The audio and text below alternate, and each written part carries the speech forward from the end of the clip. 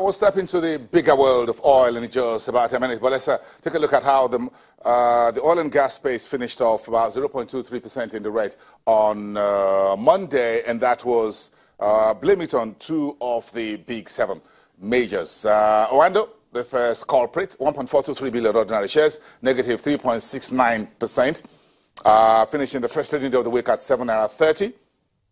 Then you have Seplat, gained 2.11%, a very straight jump to a new price level, 480 naira. Seplat is listed on the Lagos and London stock exchanges. That was a massive single green shoot on Monday, but that was dragged down by both Owando and, of course, Total, down 5%, 236.55 on the counters.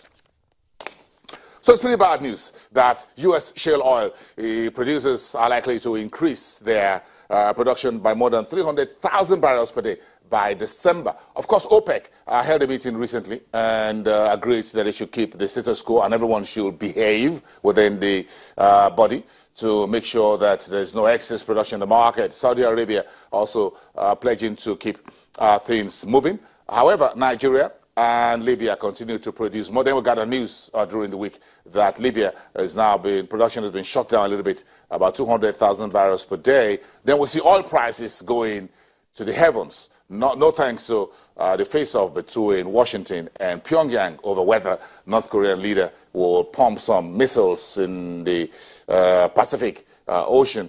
And then once that rhetoric is over, then oil prices started going down.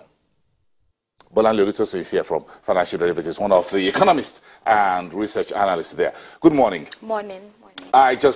We'll keep getting heartbroken every day. When we think it's over, then it's not yet over. Then it's over, then it's not yet over.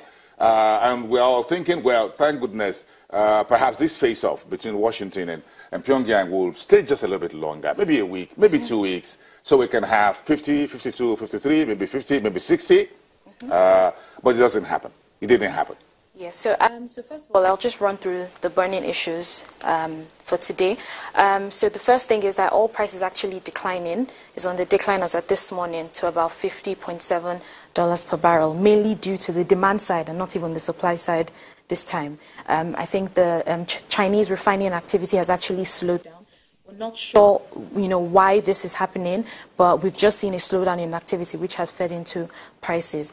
And then another burning issue we've also heard about is the over $1 billion traded in the IE window, which is great, exchange rate positive. And we saw that the NAFEX rate actually appreciated overnight. And what another burning issue is the power sector. It's actually declined. Power supply has declined on the grid by about 158 megawatts to about 3,303. It's still great because we're still above 3,000 megawatts.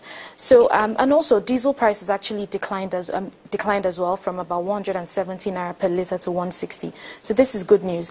But going back to oil, so the main reasons why we're seeing oil declining, like I said, was the Chinese, and also the fact that Libya's production has actually been cut by about 200,000 barrels per day due to security threats in the area. But this hasn't even affected, oil prices. Ideally, we should see oil prices trending upwards. But I think this global glut that we're seeing and the expectations of increased supply in the U.S. is still feeding into prices. When global oil demand tapers a little bit, meaning that the engine of economic activities globally is a little bit sluggish, flagging, if you want to put it that way. And we know who to... the U.S. job report was quite good for July. Yeah. That's 290,000. But Chinese numbers look a little bit lukewarm. And the significant demand hike we saw last week was from the U.S. But obviously, the forecast that had been released by the EIA had already suggested that, we're going to expect more supply for more pumping from the U.S. So this had sent bad signals to the prices. But, we've had issues with demand for the past few months. So any slight change or any signal of fall in demand has huge impact on prices. But at the same time, in July, IMF reevaluated Chinese forecast, global growth forecast, to about 6.7%, which is good. So we do expect that this refining activity is only temporary. who do we lean on, the IEA or OPEC? Well, the IEA kind of, sums up what the U.S. is producing at a particular time. But the OPEC producers as a whole, obviously, they control a significant amount of, global of the market. But at the same time, it's not listening to one or the other. It's carrying both. In the same basket, trying to analyze it. Yes. How difficult that is, because the IEA would always look at the U.S. side, and looks like in the entire oil conversation, the U.S. seemed to be a standalone big brother in the market, while the rest of us look on via the OPEC and non-OPEC, Russia and the rest, and Latin American oil producers as well. So as far as this is concerned, if we take care of the demand side, one way or the other, the supply side is still very sticky. It is. Looking at what Saudi Arabia have said in the last 1 week. Yeah.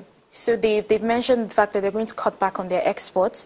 And, regarding OPEC, they can only control what, they have control over. They have no control over the U.S., so there's nothing that can be changed with that. And also, we saw that their compliance levels regarding the oil production caps had been, deteriorated. So they weren't being compliant as they should. So they're trying to work on that as well. And so if we do see, significant activity based on that, we should definitely see oil prices taper between $55 per barrel to $60 per barrel. Where do you think things are looking for Nigeria in the entire conversation? Let's start with our output expectation. Yeah. So in the medium-term framework, they've mentioned that, they expect that our production will be about 2.3 million barrels per day. It's a bit too optimistic, given the fact that we haven't even reached the 1.8 million barrels per day cap that OPEC has given us. And also, they're not even taking, it's the 2018-2020 framework, they're not taking into account that the OPEC cap runs on